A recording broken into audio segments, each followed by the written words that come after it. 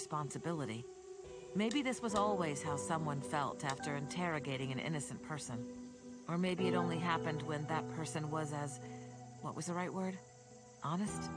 Virtuous? Wholesome? Someone as good as Daniel. He grunted, then turned his back and headed toward the main room of the house. She couldn't see him anymore, but she could still hear him. Danny, come here. We got one more thing we need to do. Curious, and procrastinating. The catalog of nightmares past was beginning to give her a headache. She walked quietly down the stairs to see what was happening. She knew Kevin well enough to be sure he wasn't calling Daniel over for a heartfelt goodbye, Solid swing, complete with hugs and snuggles. The front room was empty. Arnie had cleared out, but she could hear voices through the screen door.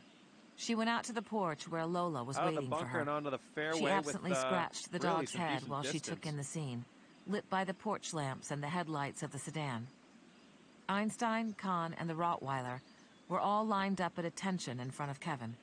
He looked to be addressing them while Daniel watched. Kevin started with his star pupil. Come, Einstein. The dog stepped forward. Kevin turned his body to point at Daniel. That's your honey, Einstein. Honey. Sweet. Einstein ran to Daniel, for tail wagging, and commenced sniffing up and down his legs. From Daniel's expression, he was just as confused as Alex was. Okay, Kevin said to the other dogs. Kahn, Gunther, watch. He turned back to Einstein and Daniel, dropping into a wrestler's crouch and approaching slowly. I'm gonna get your honey, he taunted the dog in a growly voice. Einstein wheeled around and put himself between Daniel and Kevin's advance. The hackles rose at least 6 inches off the top of his shoulders, and a menacing snarl slid from between his suddenly exposed fangs. The demon dog she'd first met was back. Kevin feinted to the right, and Einstein blocked him. He dove left toward Daniel, and the dog launched himself at his master, taking him down with a solid-sounding thud. In the same second, Einstein had his jaws wrapped around Kevin's neck. It would have been a frightening picture if it weren't for the smile on Kevin's face. Good boy. Smart boy. Kill. Kill, Alex whispered under her breath. Einstein released and jumped back, tail wagging again. He pranced a few steps back and forward, ready to play another game. Okay, Kahn. Your turn. Once again, Kevin identified Daniel as the Great Dane's honey, and then made as if to attack. Boom. Just Einstein boom. stayed with Kahn, supervising, Alex imagined. The big dog simply shoved one massive paw against Kevin's chest as he attacked and toppled him backward. Kahn used the same paw to pin him to the ground, while Einstein moved in for the jugular. Kill, she said again, louder. Kevin heard this time, and shot her a look that clearly said, If I weren't in the middle of teaching these dogs something very important, I would have them tear you to shreds. Kahn set out the next round, while Einstein supervised again. The barrel-chested Rottweiler took Kevin down even harder than Einstein had. She heard the breath crush out of his chest. That had to hurt. She smiled. Do you mind if I ask what all that was about? Daniel asked, as Kevin heaved himself to his feet and started brushing the dirt off his dark jeans and black t-shirt. It's a command behavior I created for personal protection dogs. These 3 dogs will guard you with their lives from here on out. They'll also probably be under your feet a lot. Why honey? It's just a word, but to be honest, I was mostly picturing it being used for women and children. Thanks, Daniel retorted. Oh, relax. You know I don't mean it that way. Think of a better command and we'll use it with the next generation. There was an awkward pause. Kevin looked at the car, then back to his brother. Look, you're safe here, but stay close to the dogs anyway. And the poison lady. She's tough. Just don't eat anything she tries to feed you. I'm sure we'll be fine.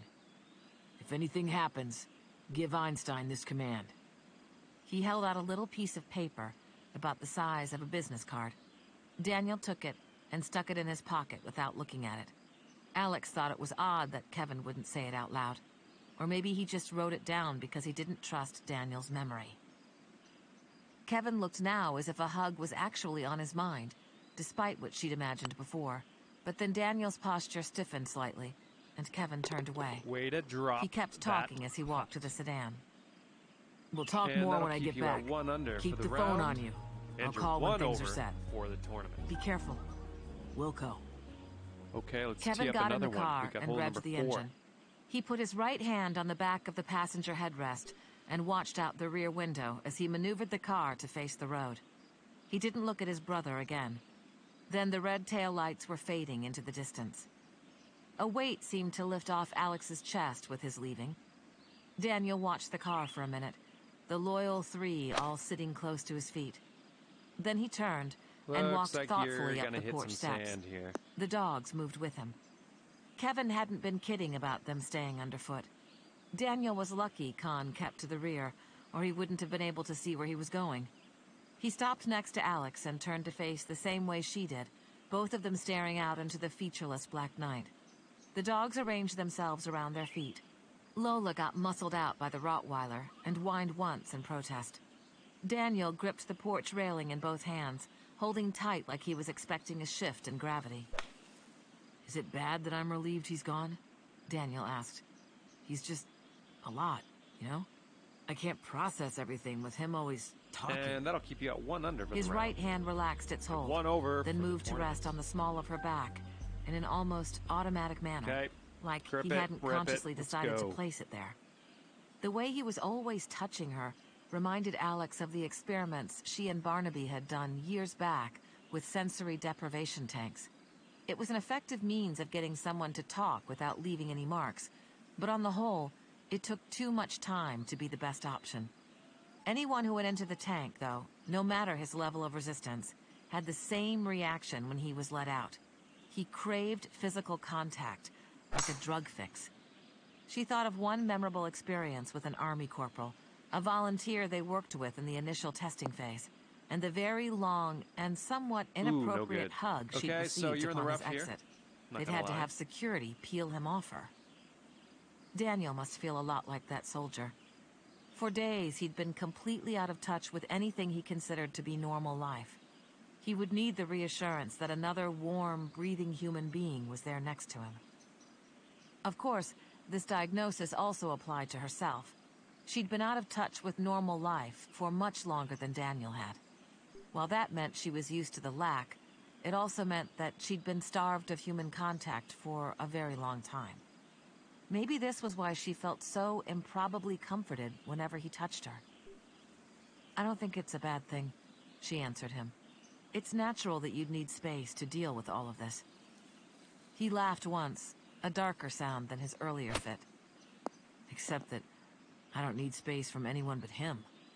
He sighed. Sweet. Kev has always been like that, even when we were kids. Has to be in charge, has to have the spotlight. Funny traits for a spy. I guess he's figured out a way to suppress those instincts when he's working, and then it all comes surging out when he's not. I wouldn't know anything about it. Only child. Lucky, lucky you. He sighed again. He's probably not so bad. Why was she defending Kevin? She wondered. Just trying to cheer Daniel up, maybe. If you weren't stuck in this very extreme situation, he'd be easier to deal with. That's fair. I should try to be fair. It's gonna have I to guess bite. I'm just angry. So angry. Okay, I know he ended didn't up mean nice to and do it, safe. but Still a his little life work to do, though. choices have suddenly destroyed all of mine. That's so... Kevin. It takes a while to accept what has happened to you, Alex said slowly. You'll probably stay angry, but it gets easier. Most of the time, I forget how angry I am. It's different for me, though. It was people I didn't know very well who did this to me. It wasn't my family. But your enemies actually tried to kill you. That's worse. Don't even try to compare what happened to you to what's happening to me. Kevin never meant to hurt me. It's just hard, you know? I feel like I've died, but I have to keep on living anyway. I don't know how. She patted his left hand on the rail, remembering how that had made her feel better in the car. And that The takes you skin up over to his even knuckles par. was stretched tight. And 2 over You'll for learn, the tournament. like I did. It turns into a routine. Okay, The it's life you time to had send before this ball on gets its way. dimmer, and you get philosophical. I mean, disasters happen to people all the time. What's the difference between this and having your nation overrun by guerrilla warfare, right? Or your town destroyed by a tsunami? Everything changes, and nothing is as safe as it was. Only that safety was always just an illusion, anyway. Sorry, that might just be the Hope world's this bites. crappiest pep talk. He laughed. Not the very crappiest. I do feel Okay, you're on the green. infinitesimally better. You could say that. Well, And for the then bird. I guess my job here is done. How did you get started with all this? The question rolled out lightly, as if it were a simple thing. She hesitated. What do you mean? Why did you choose this profession? Before they tried to kill you, I mean. Were you in the military? Did you volunteer? Again, the questions were spoken lightly, like he was inquiring how she had become a financial planner or an interior decorator. The very lack of emotion was its own tell. He kept his face forward, staring out into the darkness. She didn't evade this time. She would want to know this too, if fate had saddled her with one of her peers as a companion. It was something she'd asked Barnaby in the early days of their association. His answer wasn't much different from hers. I never actually chose it, she explained slowly. And no, I wasn't military. I was in medical school when they approached me. I'd first been interested in And pathology, with that, but then I shifted you will focus. stay at even I was par. deep into a particular 2 over vein for of the tournament. research. You could call it a kind of Here we go. chemical mind Pop control, this I in guess. the fairway. There weren't many people doing precisely what I was doing, and there were a lot of roadblocks in my way. Funding, tools, test subjects. Well, most of it came down to funding. The professors I was working under didn't even fully understand my research, so I didn't have a lot of help. These mysterious government officials showed up and offered me an opportunity. They picked up the tab Man, for did my you ever massive launch student loans. that? I got to finish my schooling while focusing my research toward my new handler's goals. When I graduated, I went to work in their lab, where every technology I could dream of was at my disposal, and money was never an object. It was obvious what they had me creating. They didn't lie to me. I was aware of the work I was contributing to, but it sounded noble, the way they described it. I was helping my country. He waited, still staring ahead.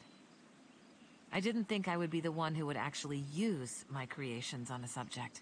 I thought I would just be supplying the tools they needed. She shook her head back and forth slowly. That's It gonna have didn't to work hit something. like that, though. The antibodies I'd created were too specialized. The doctor who administered them had to understand how they worked. So, that Nice. left exactly Ended one up person. all right there. All right, this next The one's hand for on the Birdie. small of her back didn't move. It was too still, frozen in place. The only person ever inside the interrogation room with me, beside the subject, was Barnaby. At first, he handled the questioning. He frightened me in the beginning, but he turned out to be such a gentle person. We were mostly in the lab, creating and developing. Actual interrogations made up only about 5% of my job. She took a deep breath. Nice. But often, when there was a crisis at hand, they needed to be running Okay, multiple 1 under for the interrogations round. simultaneously. And you're 1 over Speed for the was tournament. always critical. I had to be able to work alone. Okay, let's put Didn't this want to drive do in the it, but fairway. I understood why it needed to be that way. It wasn't as difficult as I thought it would be. The hard part was realizing how good I was at it.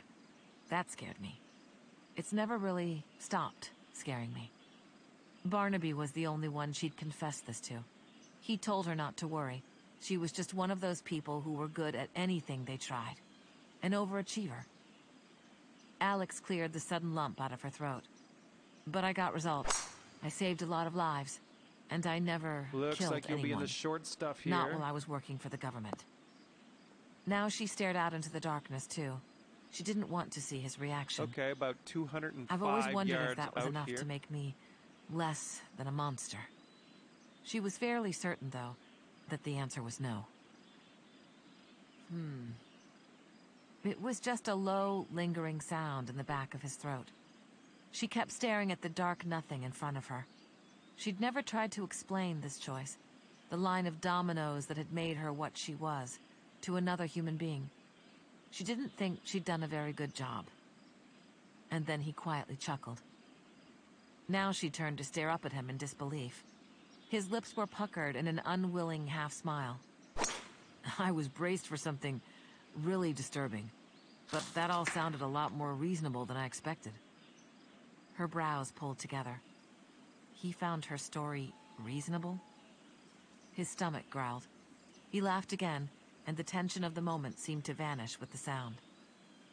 "Did Kevin not feed you?" she asked. "This is a help-yourself kind of place, I guess." "I could use some food," he agreed. She led him to the freezer, trying to hide her surprise that he seemed to be treating her no differently than before. It had felt dangerous, speaking all that out loud. But then, she supposed he already knew the worst of it, having learned it in the cruelest way possible. Her explanation was really nothing after that. Hungry Daniel might have been, but he wasn't too thrilled by the available supplies. He unenthusiastically chose a pizza, as she had, grumbling about Kevin's deficiencies in the kitchen, which seemed to be long-standing from what she heard. The conversation rolled easily, like she was just an ordinary person to him. "I don't know where he gets all that manic energy," Daniel said. "Eating nothing but this." Arnie can't be much of a cook either. Where'd he go, anyway? "He hit the sack before Kev left. Early riser, I infer. I think his room is back that way." Daniel gestured in the opposite direction from the stairs. See if we can Does he save seem a little Par strange here. to That you? would be nice. "What, with the mute thing? I figure that's just the glue in his relationship with Kevin. You have to be able to stomach listening to someone else talk non-stop if you're going to be friends with Kev. No room for your own words." She snorted. "There was ice cream under the pizza. You want some?" he asked. She did, so the search began for silverware and bowls. Daniel did locate an ice cream scooper and soup spoons, but they had to put the ice cream into coffee mugs. As she watched him ladle the ice cream out of the carton, something occurred to her. "Are you left-handed?" Yes." "Oh, I thought Kevin was right-handed. But if you're identical twins, doesn't that mean—" "Usually," Daniel said, passing her the first mug. The ice cream was plain vanilla, not her first choice, but she was happy to have any kind of sugar right now. "We're a special case, actually. Okay. We're called now, mirror image with twins. That, About you're 20% of gonna stay identical at twins, even par. the ones where the egg So, splits yeah, late, they not too think, bad. develop And as 2 opposites. over for So the our faces aren't tournament. exactly the same unless you look at one as a reflection. Doesn't mean much for Kevin, especially. He savored his first bite of ice cream, then smiled. I, on the other hand, will run into a problem if I ever need an organ transplant. All of my insides are reversed, so it's very complicated to replace certain things unless they find an organ from another reverse twin who also just happens to be a genetic match. In other words, I'd better hope I never need a new liver. He took another bite. It would make a lot more sense to me if it was Kevin who had everything backward. They laughed together, but it was much gentler than it had been earlier in the day. Apparently, they'd gotten the hysteria out of their systems. "What does the paper say? The one with the command for the dog?" Daniel pulled the card from his jeans pocket, glanced at it, and then handed it to her. It read, in all caps, "Escape Protocol." "Do you think something bad happens if we say it out loud?" she wondered. I suppose it's possible. I'll believe anything after seeing his secret lair. Solid swing. Kevin really needs to hire someone to come up with better names for his commands. He's not very good at that part. I guess that could be my job now, Daniel sighed. And we I have a do like dogs. 27-footer It might from be here fun. to the cup.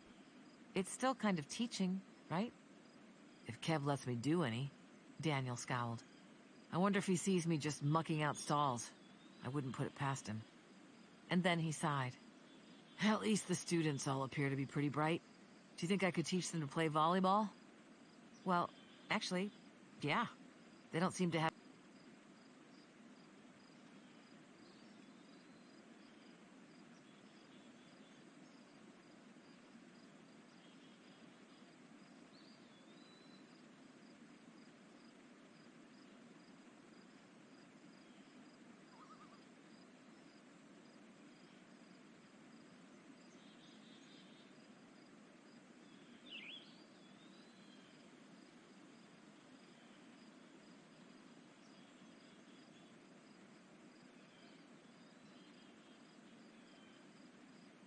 My cut her back. What's her with her? The he's gonna her if Kev lets me do any. Daniel scowled. I wonder if he sees me just mucking out stalls. I wouldn't put it past him. And then he sighed. At least the students all appear to be pretty bright. Do you think I could teach them to play volleyball? Well, actually, yeah. They don't seem to have many limitations. I guess it won't be so bad, right? Right, she said confidently, and then mentally called herself a liar. Chapter 14. When Alex woke up, the first issue was the soreness. Unconsciousness had given her a break from the pain, and that period of relief, though welcome, made the awakening to reality worse. The room was pitch black. She assumed there was a window somewhere behind the boxes, but it must be covered with a blackout shade. Nice. Kevin wouldn't want too many lighted windows at night. Better to keep the house looking only partially inhabited. As far as any locals knew, Arnie was the sole occupant. She rolled out of the cot, groaning when her left shoulder and hip hit the wooden edge, and then felt her way to the light switch. She'd cleared a wide path from the cot to the door, so that she wouldn't add to her injuries fumbling around in the dark. Once the light was on, she disarmed the leads and then removed her gas mask. Given that there were people here that she didn't want to kill, she'd used a pressurized canister of knockout gas. The hall was empty, the bathroom door open. There was one damp towel hanging on the rack, so Daniel must already be awake. That was no surprise. She'd been up pretty late with her memory list, despairing, even as she continued typing, at the probability of recalling in a week's time what any of her cryptic notes stood for. As she worked through it, she noted plenty of secrets worth killing over, but none specific to her or Barnaby. There would have been other victims if any of those particular secrets were the root problem. From what she'd been able to track in the news, her death and Barnaby's had not been followed by any other names she recognized. Nothing public, anyway. While she shampooed her hair, she thought about how she could narrow down the time frame. She usually did her best creative thinking in the shower. Barnaby had always been paranoid, but he hadn't started acting on that paranoia until 2 years before his death. She remembered that initial conversation, the first time she'd realized she was in actual danger. It had been late fall, around Thanksgiving. If that was not a random change, if there had been some sort of catalyst, maybe Barnaby had been reacting to the case that was the issue. She couldn't be sure of the timing, but she was fairly positive about the interrogations that had taken place after that change. In her memory, they were all riddled through with the new stress and distraction.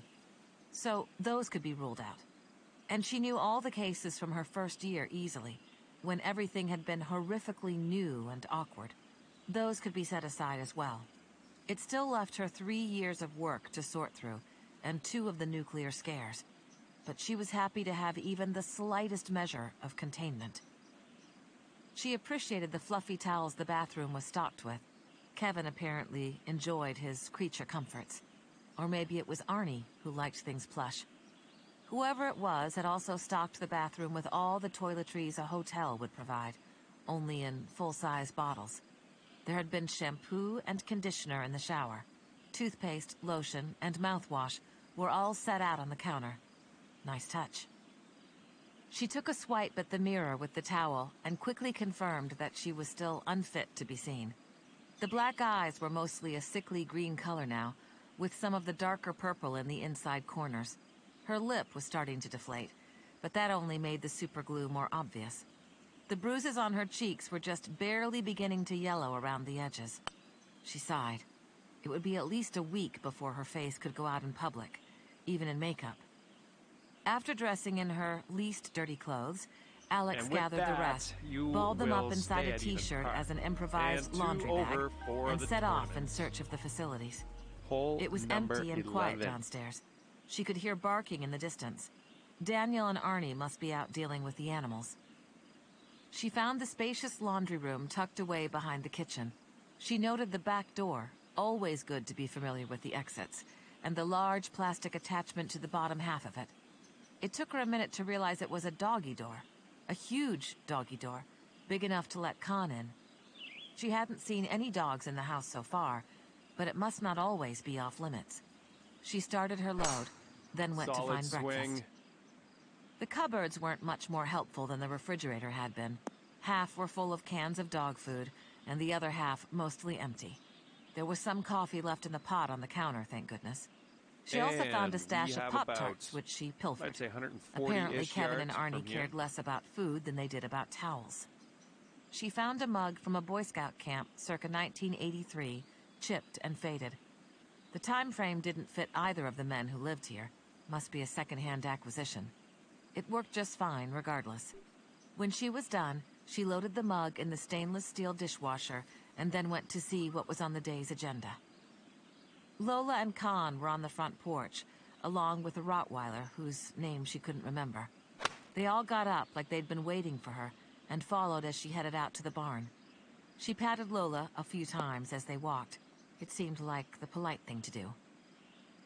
North of the modern outbuilding was a big run full of animals, Arnie in the center of them all, calling out commands to the frolicking dogs.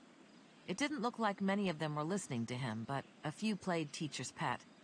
She couldn't see Daniel anywhere. She wandered into the outbuilding, went down the length of it to where the supply room was. Kevin and Arnie stocked the place much better for the dogs than for themselves. Daniel wasn't there either. She meandered out to the edge of the practice yard, not sure what else to do. It was odd. She was used to being alone all the time. But now Daniel wasn't around to check on, and suddenly she was at loose ends. Arnie, of course, paid zero attention to And her that'll as she came keep up to the you fence at even and hooked par. her fingers Nice. through the links. And 2 over She for the watched him tournament. work with a young German shepherd, Okay, still all here we oversized go. paws and floppy ears, long past the point when her own patience would have run out. Lola's 2 pups came over to press their bodies against the fence and beg for licks from their mother. She obliged a few times, then yelped at them, a funny sound that made Alex think of her own mother, reminding her to study after dinner. Sure enough, the 2 half-grown puppies ambled back toward the man with the treats. Maybe Daniel had returned to the practice range. Kevin had said there was a truck around here, but she'd seen no sign of it. She wished Daniel had waited for her. She wanted to play with the SIG some more, and honestly, she could use some exercise with her PPK too. Her life had never depended on her aim in the past, but it very well might in the future. She didn't want to waste the unexpected opportunity to improve her skills. She watched Arnie with the young dogs for another half hour. Finally, she interrupted, more out of boredom than any driving need to know. "Hey," she called over the dog sounds. Arnie?"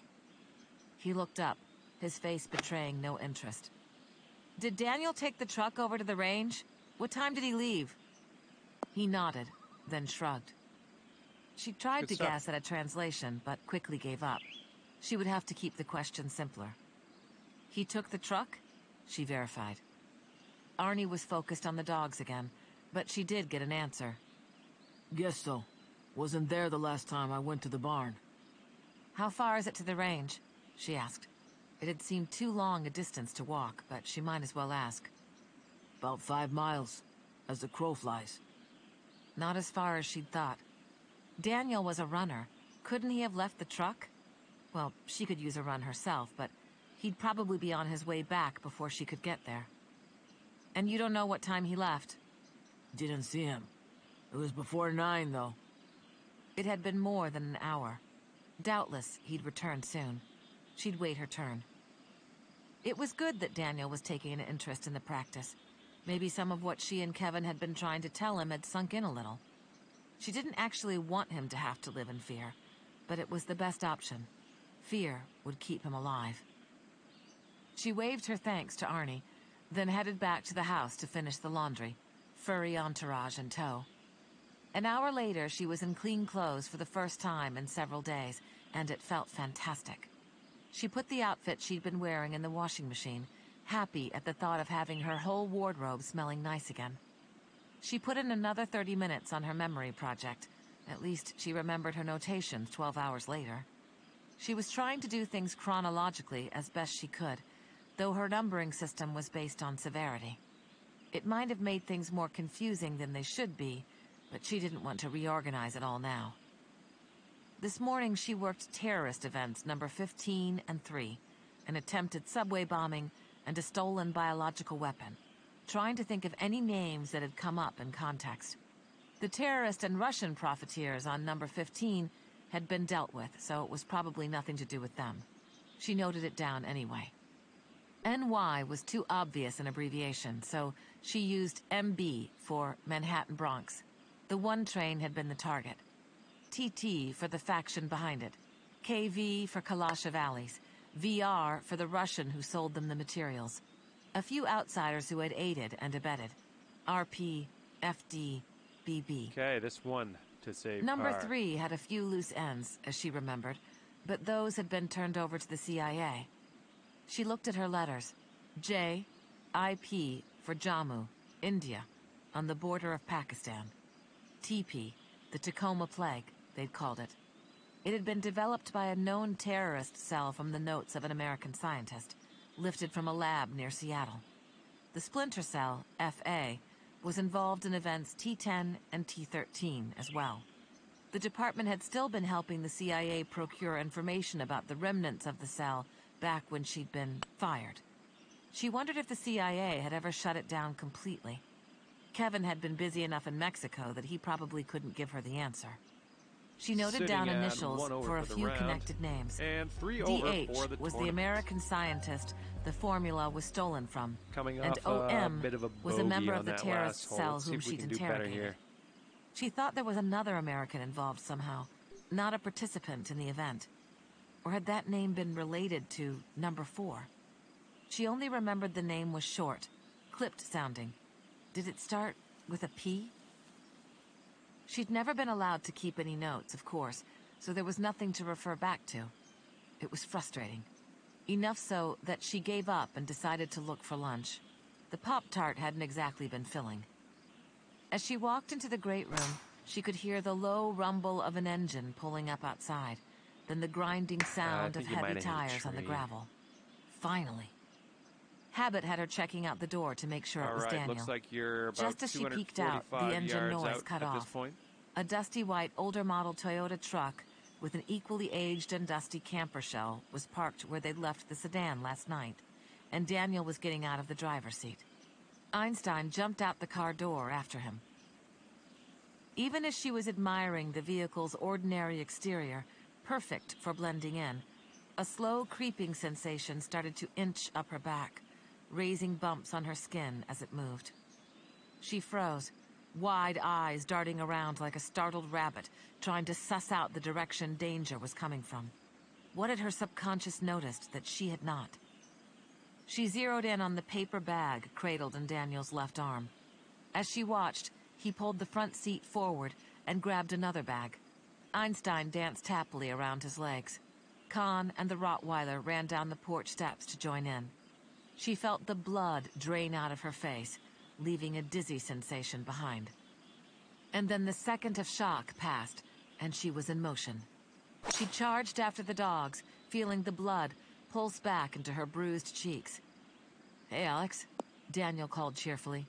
"There are a few more bags in the back if you're feeling..." He stopped abruptly when he processed her expression. "What's happened? Kevin, where did you go?" She spit the words through her teeth.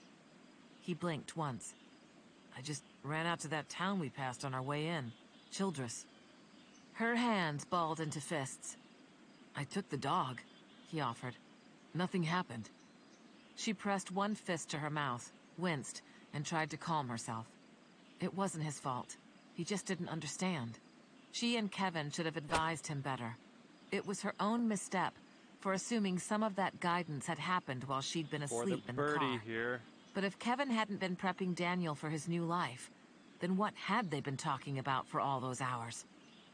Did anyone see... Of course they did. You bought things. How many people saw you? He blinked again. "Did I do something wrong?" "You went into town?" A deep voice rumbled behind her. Daniel shifted his gaze to a point over her head. "Yeah, I mean, you guys were pretty short on groceries. I just wanted to get some non-frozen stuff, you know? You seem busy." She turned to look at Arnie. His face was impassive, That was but awesome. she knew it well enough now to see little breaks in the facade. stress marks And around his that eyes. performance One brings slightly you more down to prominent even vein par. in his Not forehead. bad. And 2 over Do you have a way to for contact the Kevin? tournament. She asked him. Okay, let's You pop mean this into Joe? the fairway. Probably. Daniel's brother? Nope. What did I do? Daniel asked pleadingly. She sighed as she turned back to him. Do you remember when Kevin said that no one around here had ever seen his face? Well, now they have. Daniel's color started to ebb as he processed that. But I used a fake name. I said I was just passing through. How many people did you talk to? Just the cashier at the grocery store. Great And the one at the... contact. How many places did you go into? 3. She and Arnie exchanged a glance, horrified on her part, more inscrutable on his. Kevin left me money for things I might need. I assumed he meant stuff like eggs and milk. Daniel offered. He meant fake IDs, Alex snapped. The rest of Daniel's color vanished, and his mouth fell open. They stared at him for a long moment. Daniel took a deep breath, visibly centering himself. Okay, he said. I screwed up. Can we take the groceries in before you tell me how bad? Solid swing. It only adds waste to my mistake if the perishables spoil in the truck. Lips pressed into a tight line, ignoring the irritating glob of superglue, Alex nodded once and went around to the back of the truck to help unload. Okay, for the She birdie. saw all the bags inside the camper and felt the blood behind her bruises again.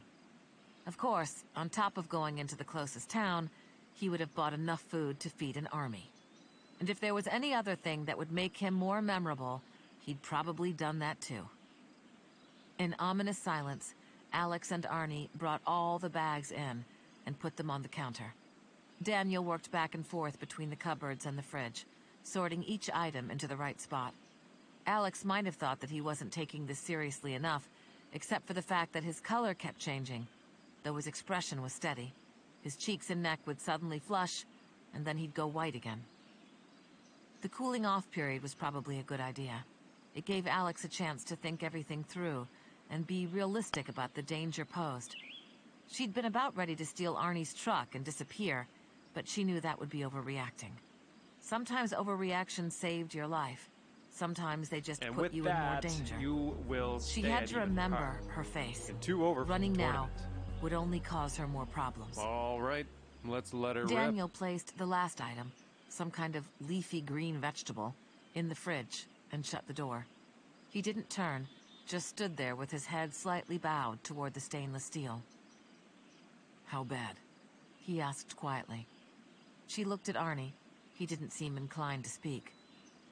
Tell me you paid cash, she began. Yes, Well, that's something at least. but not everything. Daniel guessed. No. Childress is a very small town, Just Yeah, over can't hit all the 6,000 fairways. people. Arnie rumbled. It was worse than she'd thought. She knew of high schools with bigger Okay, student so you're in bodies. the rough here.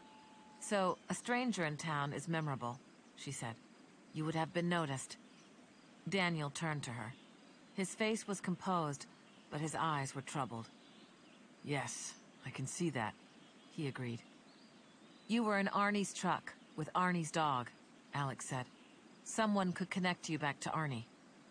Einstein stayed in the truck, Daniel said quietly. I don't think anyone was watching me get in or out. There are 100 similar trucks in town. 5 that are the exact same color, year, and model. 2 of those have campers. Arnie said, not to Daniel, but to Alex. Half the people there would have a dog with them. That's helpful, she told Arnie. You guys did good here. How much does this affect you? Daniel asked him. Arnie shrugged. No way to know. People forget stuff pretty quick, when they've got no real reason to remember. We lie low. It'll probably come to nothing. Anyway, what's done is done, Alex mused. We'll just have to be extra careful. Kevin's going to be furious. Daniel sighed. When isn't he furious? Alex asked. And Arnie actually laughed out one brief chuckle. Anyway, it's his own fault for not explaining anything to you. A mistake I'm not going to repeat. She gestured toward the couch. Arnie nodded to himself, then clumped out the This front is door, for birdie. back to his work. Kevin had picked a good partner. She found herself wishing that Arnie were Daniel's brother rather than Kevin. Arnie was so much easier to deal with. How about I make lunch while you lecture? Daniel offered. I'm suffering extreme hunger pangs. I don't know what Arnie survives on around here. Sure, she said. She grabbed a bar stool and planted herself. I did honestly think that I was helping, Daniel murmured as he went back to the fridge. I know, Daniel, I know. And I'm hungry too, she conceded. I'll ask first next time, he promised. She sighed. That's a start. Though she didn't want to admit it, the large sandwich Daniel made for her did a lot to mellow her perspective on the incident. She gave him the basics while they ate. There'd be time for more detail when they had a specific task ahead of them. Okay, it's time to and send he this listened ball attentively. on its way. I don't know how to see the world that way, he confessed. It all seems so paranoid. Yes, paranoia is exactly what we're shooting for. Paranoia is good. That's a little contradictory to how they teach it in the real world, but I'll work on flipping my perspective. I know I can do this much. I will check with you on everything from now on, before I breathe. Heading towards the beach here. You'll Not start the to good get it. kind. It becomes habit after a while, but don't think of what you used to Yeah, you know can as get the up and real down world. from here, I think. The things Give that it your happen best. in this world are a whole lot more real, and a whole lot more permanent. It's primitive, survival instincts. I know you have them. You were born with them. You just have to tap into that part of yourself. I have to think like the hunted. He tried to keep his face positive, but she could see how much the idea devastated him. Yes, you are the hunted. And so am I. And so is your brother. And hell, so is Arnie, apparently. It's a very popular state of being around here. But you, he said slowly, and my brother, and probably even Arnie, are still predators. I'm just prey. She shook her head.